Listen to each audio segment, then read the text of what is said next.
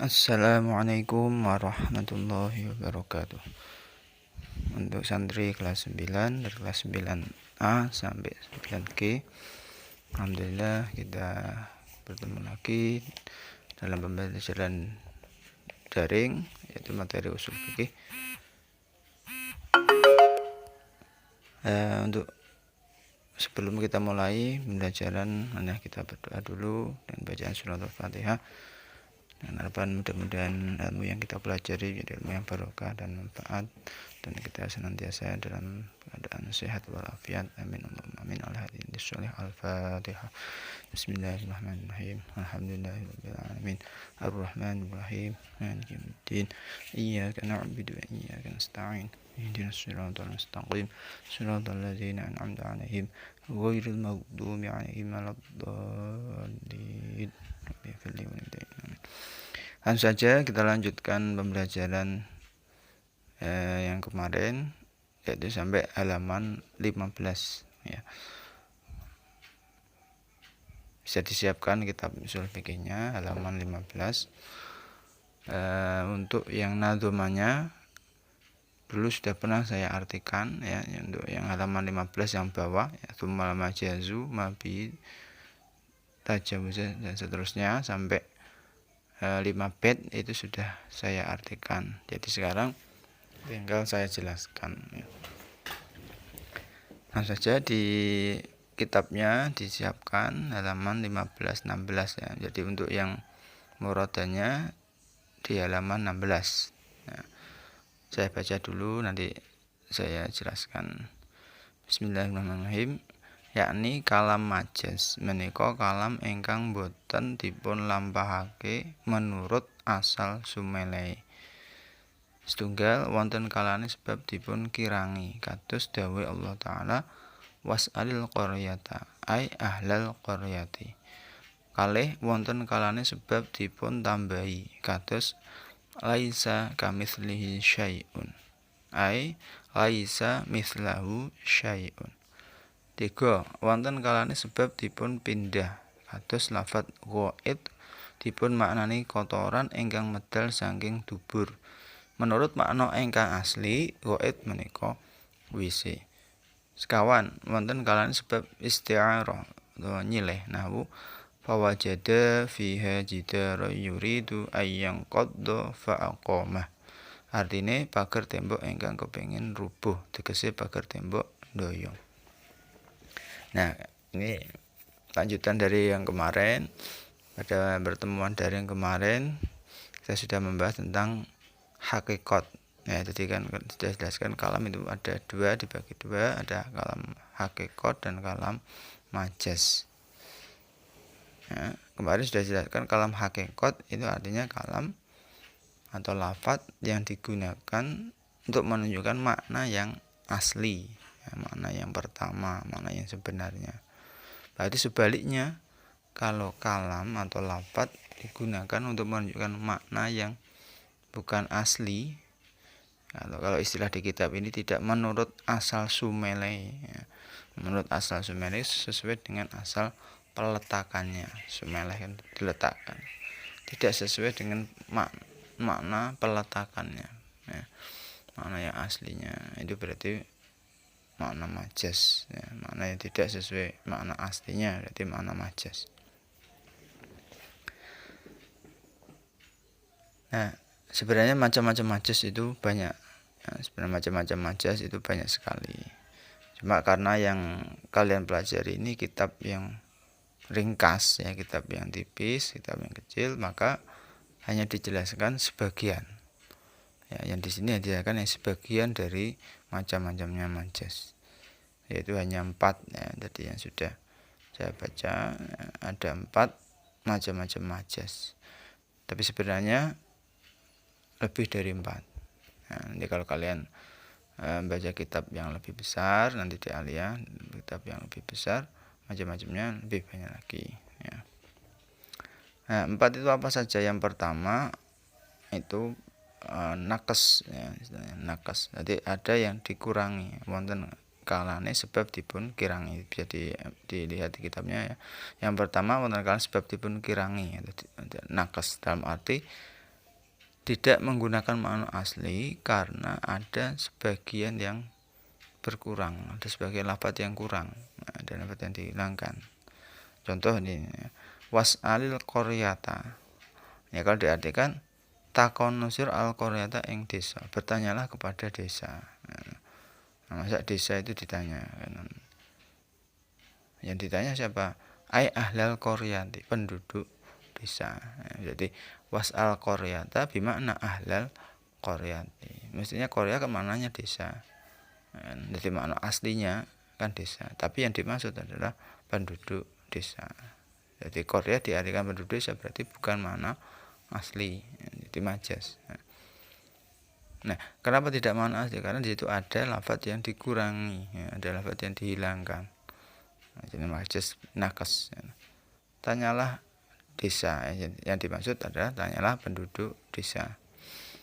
Ini dalam bahasa kita sehari-hari juga sering menggunakan majas yang seperti ini, majas nakes. Contoh misalnya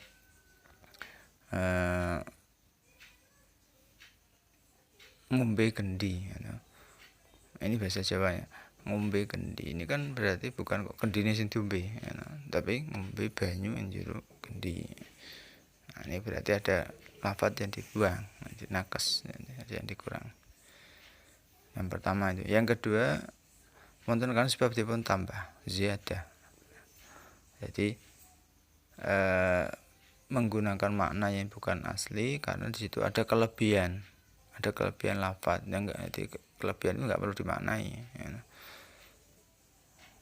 Contoh ini, laisa kamitslihi syai'un. Laisa kamitslihi syai'un ini kalau diartikan aslinya apa adanya.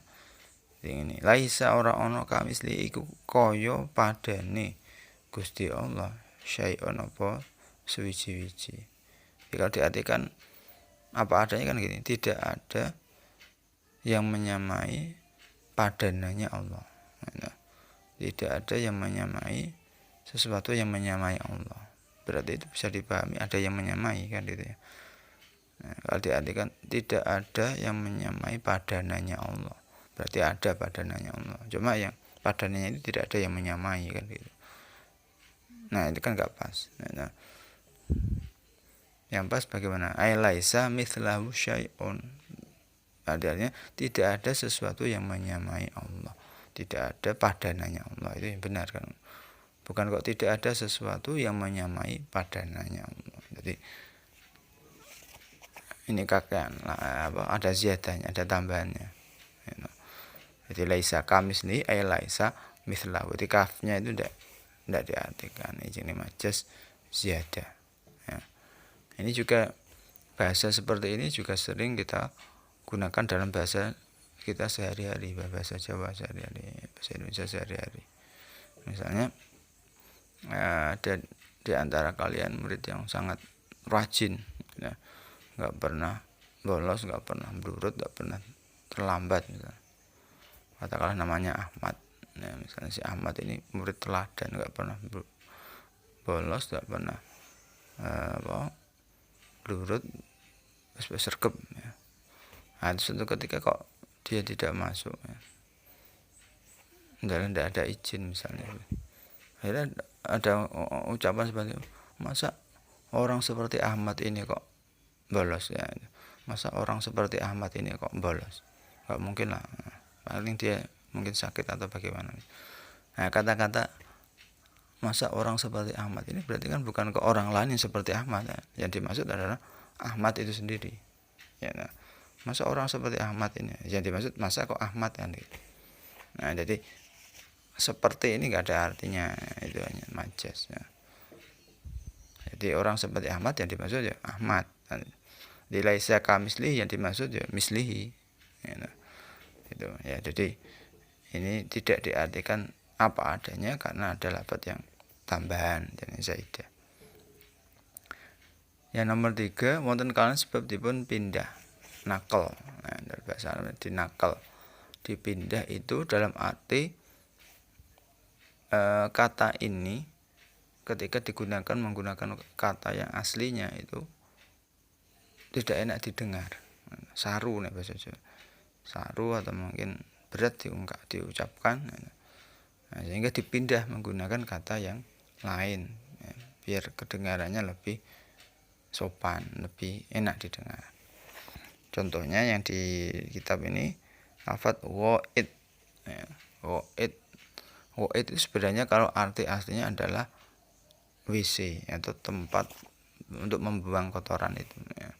Tempat untuk membuang apa ya, nek saya dicetakno ya tai nih itu kan itu. Nah, goit ini diartikan kotoran itu, diartikan tai itu. Goit karena kalian nyebut yang aslinya itu terlalu nggak enak didengar ya. Bahasa Arabnya tai itu ya. Maka diganti goit, dipindah dengan kata goit yang mestinya goit itu maknanya WC tapi diartikan kotoran tadi. Ini sama dengan bahasa kita juga seperti itu ya. Mungkin kalian pernah melihat itu namanya iklan di jalan sedot WC ya. Sedot WC itu yang disedot apanya ya? WC-nya atau kotorannya. Jadi WC yang dimaksud di situ kan adalah tainya kan, bukan WC-nya. Mestinya kalau penggunaan bahasa yang kata yang hakikat berarti kan sedot tai mestinya tapi kan gak enak dengar. Maka dipindah menggunakan kata yang lain, sedot WC. WC bermakna tadi namanya majas bin nakal. Berarti goit itu mestinya maknanya WC tapi yang dimaksud kotoran manusia itu ya. Sama seperti kalau kalian mau buang air besar atau buang air kecil, saya maturnya Pak Guru badhe teng wingking mau ke belakang. Biasa ke belakang ini kan bukan makna asli ya, mana ke depan misalnya. Yang kamar mandi malah ke depan, ngomongnya ke belakang. Nah, ke belakang ini kan maksudnya mau ke kamar mandi atau ke toilet. Kalau kamu ngomong mau ke toilet kan kurang sopan. Nah, sopan diganti mau ke belakang, ke wingking. Ini namanya majas bin nakal. Yang nomor 4 wonten kalian sebab isti'arah nilai. Ini meminjam kata isti'arah. Ini nanti kalau kalian mempelajari ilmu bayan ada penjelasan yang lebih luas ya. Ada pembagiannya isti'arah itu nanti. Nah, ini cara gampangnya isti'arah itu meminjam kata. Meminjam kata untuk memperindah bahasa. Contohnya ini, fawajada fiha jidara yuridu ayyanqadda fa'aqamah. Nah, saya artikan satu persatu. Fawajada mongko nemu sapa Nabi Musa dan Nabi Khidir. Ini ceritanya Nabi Khidir. Fiha ing dalam Korea jidaron ing tembok. Yuridu kang karep apa tembok ayyanqadda ing yen to ambruk.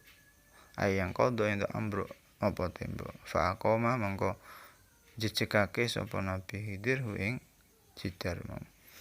Jadi contoh di sini yuridu ayyanqadda. Yuridu ayyanqadda. Nah, diartikan apa anane kan karep ambruk. Masuk tembok duwe karep, duwe kepengin. Wong tembok iku benda mati.